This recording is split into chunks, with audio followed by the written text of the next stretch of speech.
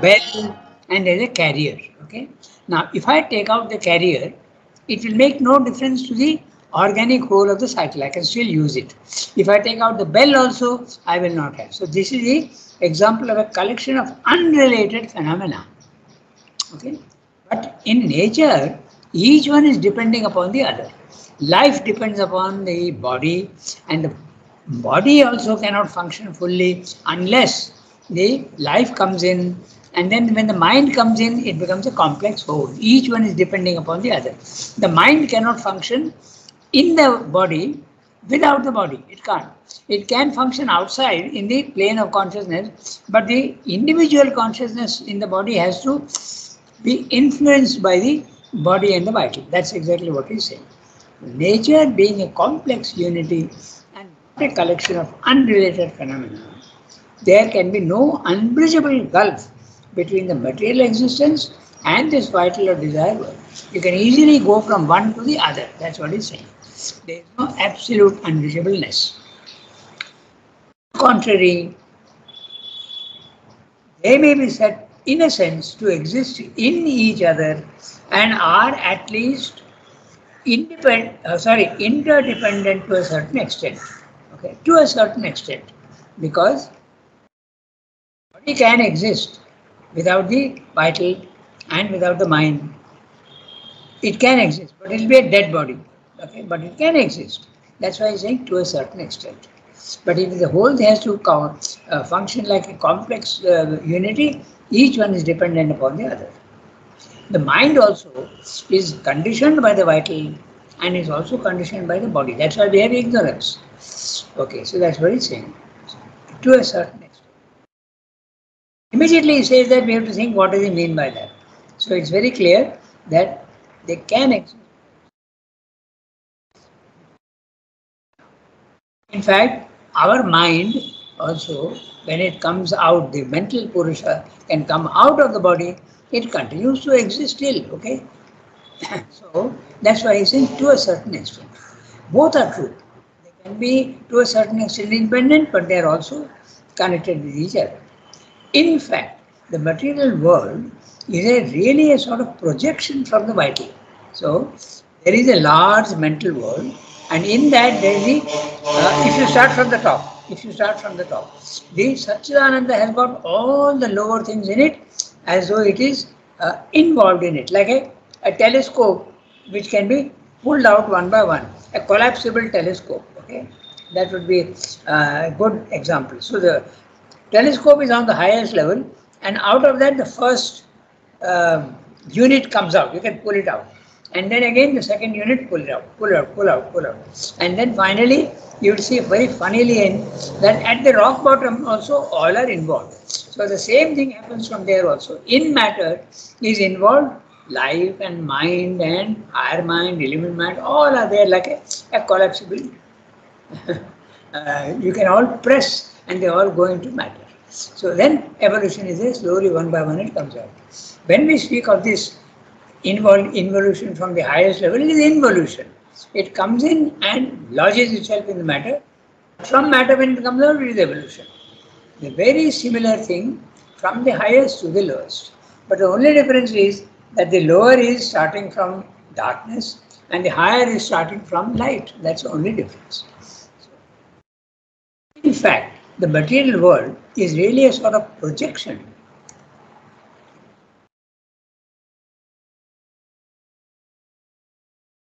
A projection.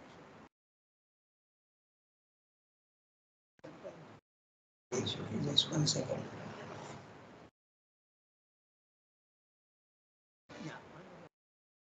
In fact, the material world is really a sort of projection from the vital. The vital itself has come out of mind, but it contains the potentiality of matter and it produces matter. So life itself is producing matter in the involution, in the downward movement. Movement is a reverse. The, the matter is containing life and it evolves out of it. So these are very interesting things which you can think of, and they are almost contradictory to each other, but that is how it is. Okay? Because our mind is limited, we can't understand fully. So in the involution, the downward movement, life contains matter and issues it out of itself. In the evolution, matter contains life and forces it to come out.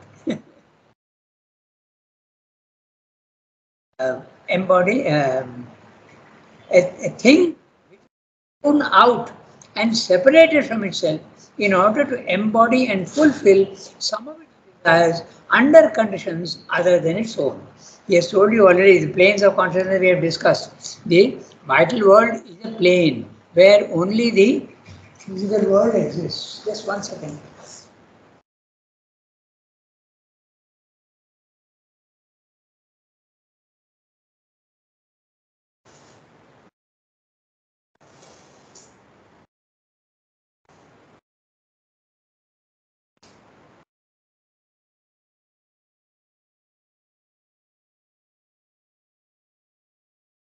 Then the mosquito, so I switched on the fan. All right. So this is what he's saying. Now look carefully, it's very interesting what he's saying. Vital world, which is an independent and self-existing thing in the lower descent, then it wants to satisfy itself not in itself but in material conditions. So it forces matter out of itself to enjoy its own desires in matter. A projection from vital, a thing which it has thrown out and separated from itself in order to embody and fulfill some of its desires under conditions other than its own.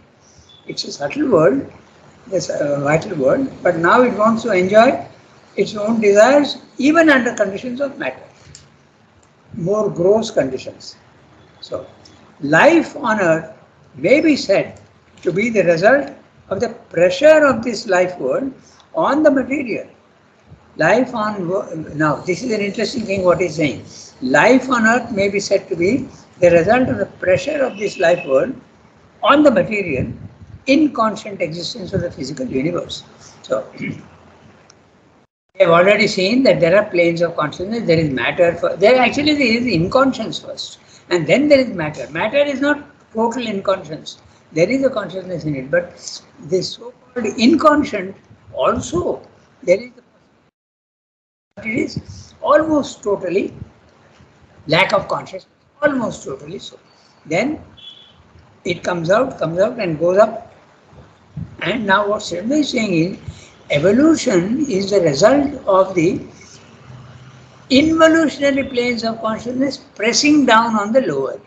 That's what he's saying. So the pressure of the life force above matter forces it to evolve matter from below, as evolve life from below. I gave you an example of, the two vases, na? You take two vases, vase communicant, they say in French, okay? They are joined with a tube at the bottom. So two vases with communicating with at the bottom. You pour water in one, they are at the same level in both the glasses. But if you press one glass, if you press the water in one glass, the other one rises. So this is the phenomena that takes place when the vital world is pressing on the matter and the corresponding life in matter evolves. Okay, that's exactly what he's saying. And this is the other day someone asked me, okay, the boy in ashram boy only, he is in Sweden, and he asked me this question. Okay, he said that the supermind, I'm telling you because it is very, very relevant to what he's saying. The supermind is already involved in matter. So what is meant by Sri Aurobindo pulling the supermind from above down? What is the purpose? It is already there involved. So why should it be a double work? Is it not a wasted work? He asked. But this is exactly what he is saying. The evolution left to itself, that means if the pressure from the above is not there, it will take 1,000,000 years. Okay. But that is exactly what is meant by 1,000,000 years life came out of matter, another 1,000,000 years mind came out of matter, mechanical, unconscious evolution. But now with man, when he is there, the evolution can become absolutely conscious. And that is the reason why Sri Aurobindo, when he is pulling down the supermind, what's he doing? He is putting the pressure of the supermind on supermind in matter. So now it will emerge much faster. Okay, that's exactly what Mother and Sri Aurobindo did. So this is the reason what he's saying, and you must understand that there is a pressure from below and there is also a pressure from above. Both these pressures cause evolution. If evolution is left only to the pressure from below, it will take a long time. And it was so until matter, life and mind evolved. But once mind has evolved, the evolution can become absolutely conscious, because man can force the pace of evolution, the speed of evolution. So this is what he's saying in the paragraph. Now if you read carefully, this is what he is saying. Life on earth may be said to be the result of the pressure of this life world on the material in constant existence of the physical universe. Okay? Our own manifest vital being is also only a surface result of a larger and profounder vital being, which has its proper seat on the life plane, and through it we are connected with the life world. So in the involutionary planes, there is a life plane which is absolutely pure and not mixed. The mixture comes in the evolutionary scale, but here it is mind, vital and matter. These are all worlds which are absolutely pure. Now from this pure world of infinite life plane, the prana plane, our vital is an individual formation of this universal life plane, and we can connect to it with our vital, and that he calls the prana purusha, okay, the vital purusha. Okay, so there is a connection between the universal and the individual. That's what he's saying in the sentence. Our own, where is it gone?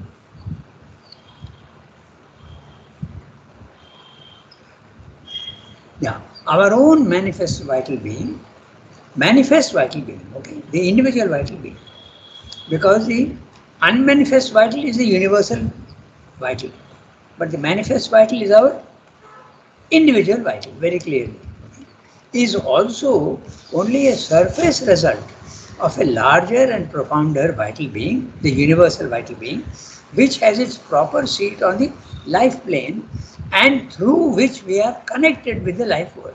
Exactly as our body also is a manifest matter, you can say, because matter is infinite and there is a plane of matter, but our individual body is a manifest matter through which we connect with the physical world.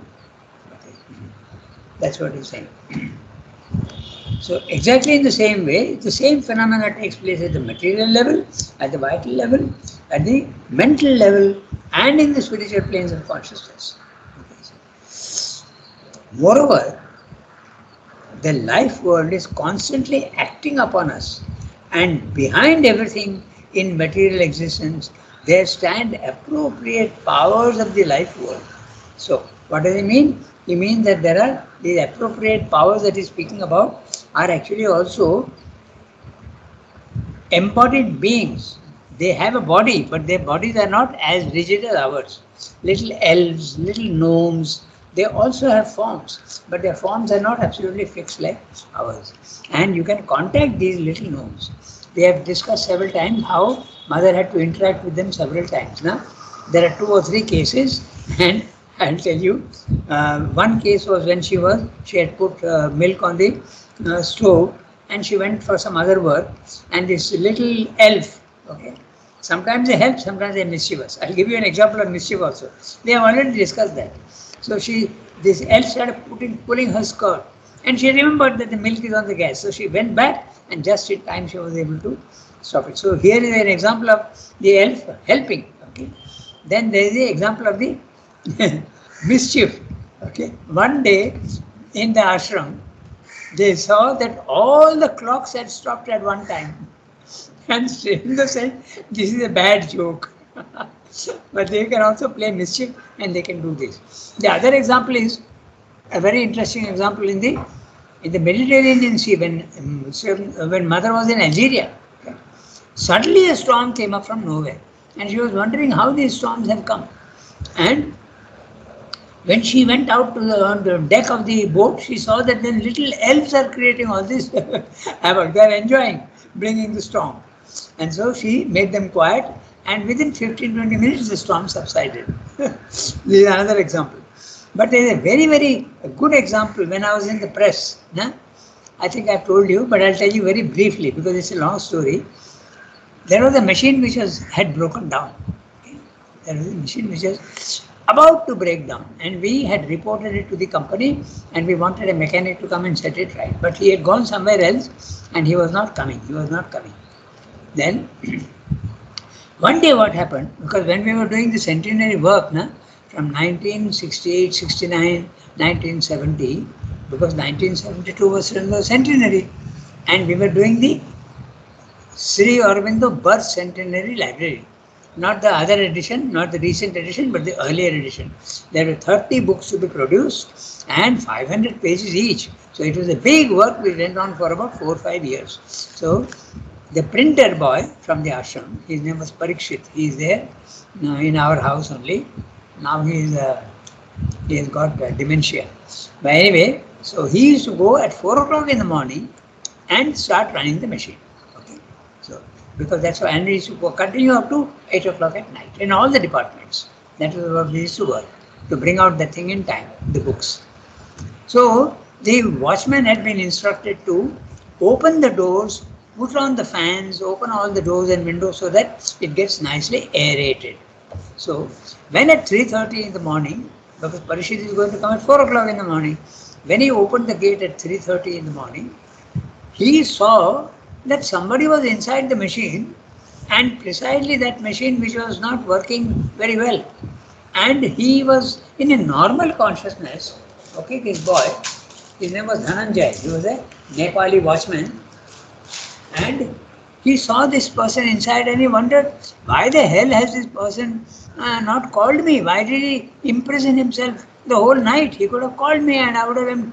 So he switched on the fan, and when he opened the door went and banged the wall, and there was a little noise. And when that noise came, suddenly this person who was seeing he disappeared. He ran into the inner part of the building. Okay.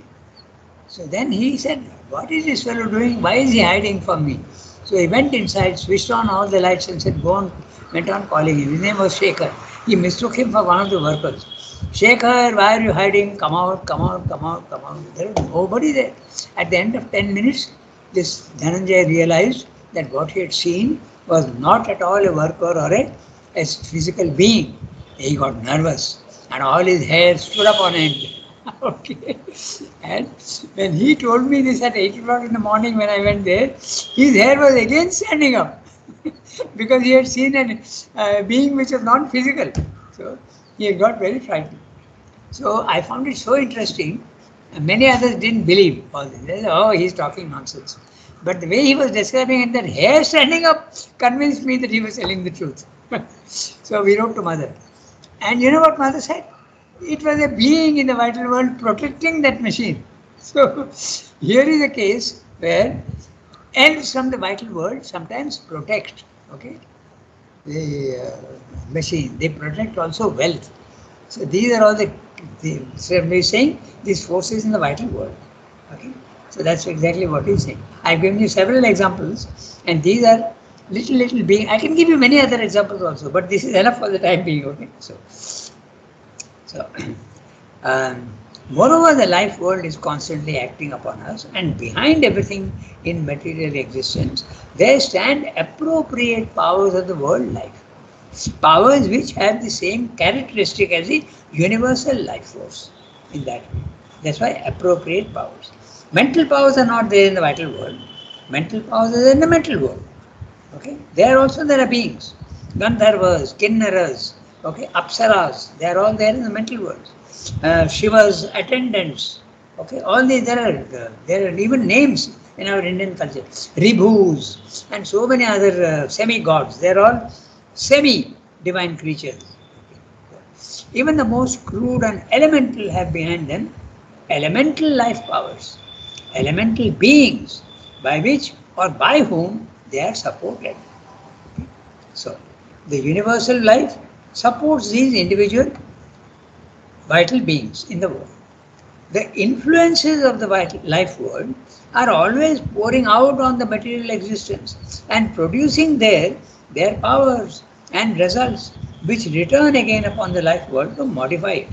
There is a constant interaction between life world and material world. One very good example of this is the ghosts. Many people think ghosts don't exist, but that's not true. When a person has got very strong desires, or in the case of an accident, okay, or a murder, the vital being is not satisfied. It feels that it is not finished its life. So it lingers in the vital world. And that's a ghost, a phenomenon. And it interacts with the physical world. People see it, people hear footsteps, sometimes even see them. Okay? So there is a constant interaction between the vital world and the physical world. It also there with the mental world and even the higher levels. Even God is interacting with you, but we are not conscious of it. So, the influences of the life world are always pouring out on the material existence and producing there their powers and results, which return again upon the life world to modify it. The material forces also are there. There are many material forces, no? Magnetic forces, okay, the movement of rivers, the storms, the sunlight, these are all powers in the physical world. They also go into the vital world and change it to a certain extent. Okay. This is definitely, there is an interaction between the two. Results which return again upon the life world to modify. From that life part of us, okay, from that life part of us, the desire part is always touched and influenced. So, our desires in the vital world are often influenced by the universal life, universal plane of the vital world. That's what he's saying. The vital desire part is always touched and influenced. There too are beneficent and malefic forces of good desire and evil desire, which concern themselves with us even when we are ignorant and unconcerned with them. They try to satisfy themselves. So, that's the reason why the ghosts are there, and they have unsatisfied desires. So they try to satisfy the desires by in the physical world, and often don't succeed. But sometimes they possess human beings who are capable of being possessed. Okay? So cases of possession also are real, and that's why this is what happens. Okay? So sometimes the vital being of man enter into animals also, okay, to satisfy their desires. That also Surendra has mentioned. And these forces are beneficent and malefic forces. So suppose I have a desire to reach the divine or to purify myself. It's a desire after all. So you will be helped by beneficent forces. But if you have desires for all sorts of other types of desires, greed for food, greed for money, okay, they also will take advantage of you and try to influence you more and more. Okay, that's what he's saying. There too are beneficent and malefic powers of good desire and evil desire, which concern themselves with us, even when we are ignorant and unconcerned with them. Nor are these powers merely tendencies, inconscient forces, nor except on the verges of matter, subconscious, but conscious powers. Now note that, Srimad is saying that they are very, very conscious beings, living influences. They try to satisfy themselves by interacting with the human beings on the physical plane. As we awaken to the higher planes of our existence, we become aware of them as friends or enemies, powers which seek to possess or which we can master, overcome, pass beyond and leave beyond. I've been speaking only of elemental, small elves and gnomes, but there are larger forces also. Sometimes asuric forces also are there in the vital world. We have many interesting examples. One was a a case like Rasputin, okay, in Russia, or even Hitler, no? He was possessed by vital forces and very large vital forces. And look at the havoc they created in the physical world. So these are the malefic forces that Sri is speaking about. They can also be good forces, but this is constant interaction between the physical and the vital world. So we become aware of them as friends or enemies, powers we seek to possess, or which we can master and overcome and pass beyond and leave behind. So we can also become master of them, and they can also possess us. That also is possible. Okay, so it is this possible relation of the human being with the powers of the life world which occupied to so large an extent European occultism, especially in the Middle Ages, as well as certain forms of Eastern magic and spiritualism. So, most of occultism is related with the vital world only, mostly. Okay. So, what you call black magic and tantrics and all that, okay, they are all using these vital forces, and sometimes they can go very wrong also. Our Sai Baba with that hair in Puttaparthi, he realized when he was very young that he had certain vital powers.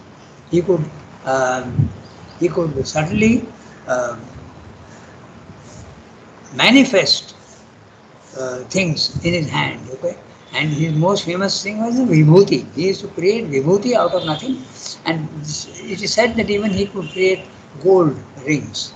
So the vital world has all these powers. Okay, so the superstitions of the past. I am reading the next one.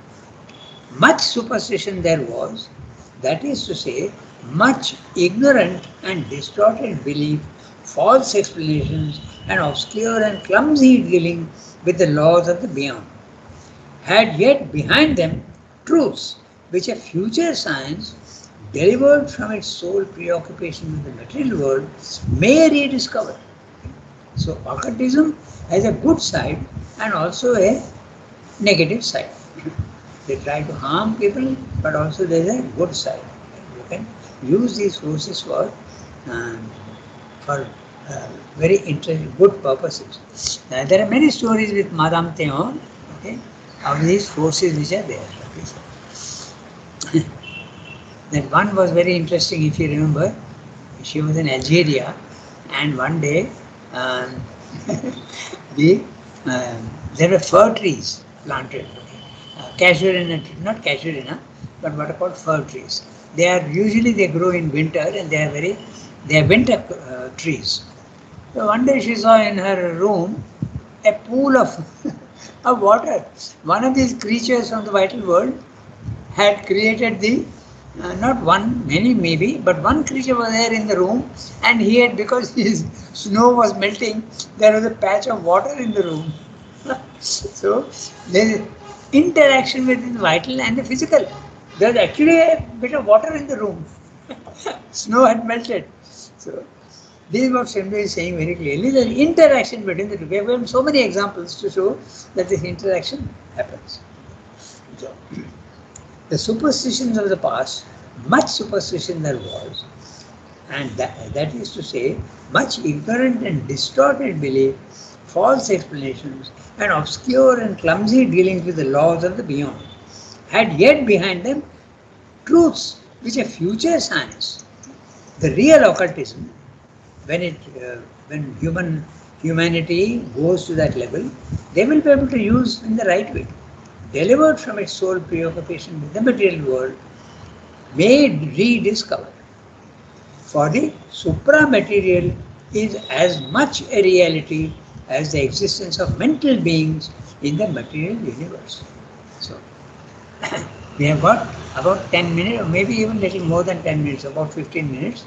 So, now we can read the next one. So, he is describing all the planes of consciousness, the material world, the vital world, then at some point he will discuss also the mental world. So, shall we read the next one? Yes, should I read? Yes, please do that. But why then are we not normally aware of so much that is behind us and always pressing upon us? For the same reason that we are not aware of the inner life of our neighbor, although it exists as much as our own and is constantly exercising an occult influence on us. For a great part of our thoughts and feelings come into us from outside, from our fellow men, both from individuals and from the collective mind of humanity. And for the same reason that we are not aware of the greater part of our own being, which is subconscious or subliminal to our waking mind and is always influencing and in an occult manner determining our surface existence.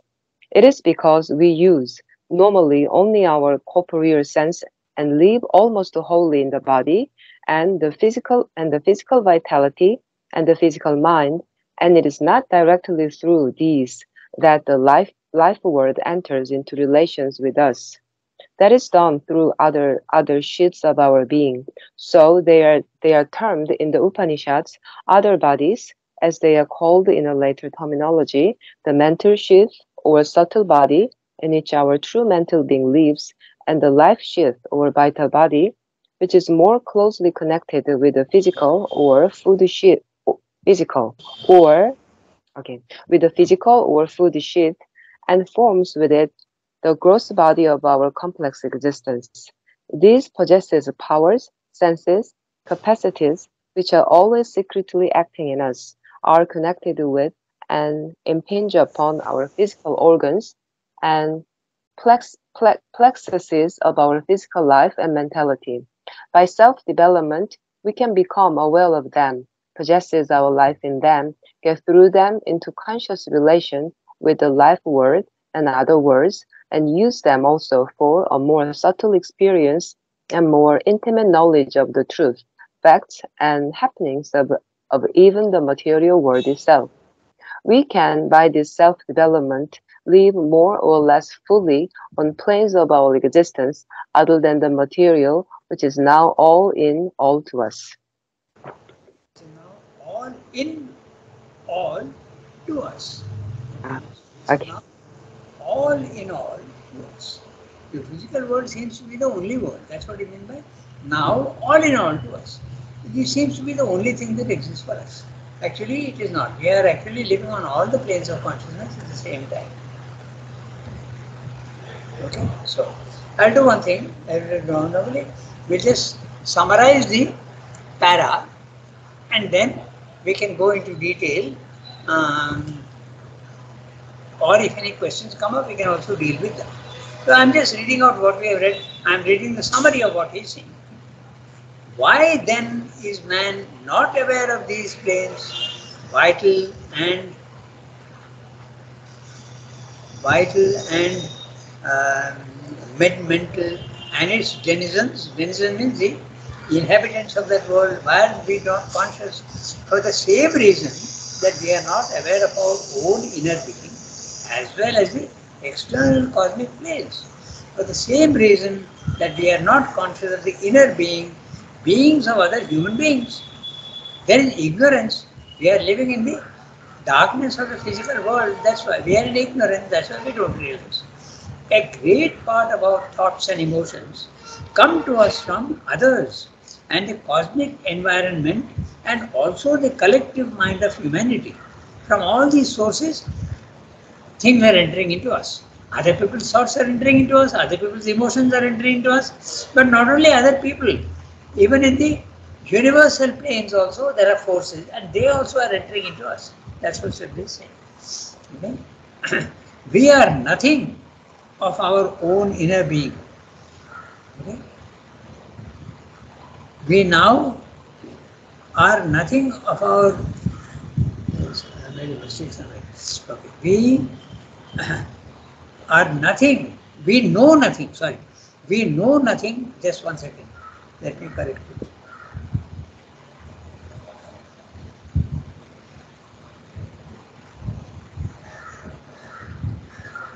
Yeah. We know nothing of our inner being. The inner awareness, we know nothing of our inner being, the inner being of our neighbors and other human beings. Our awareness uses only our corporeal senses, and we now know only their play in the physical world.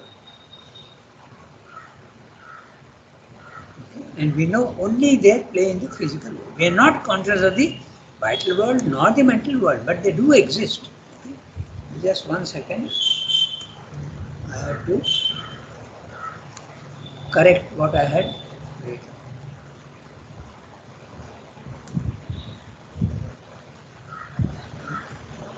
See, yes. So, how much time do we have? We have 5 minutes.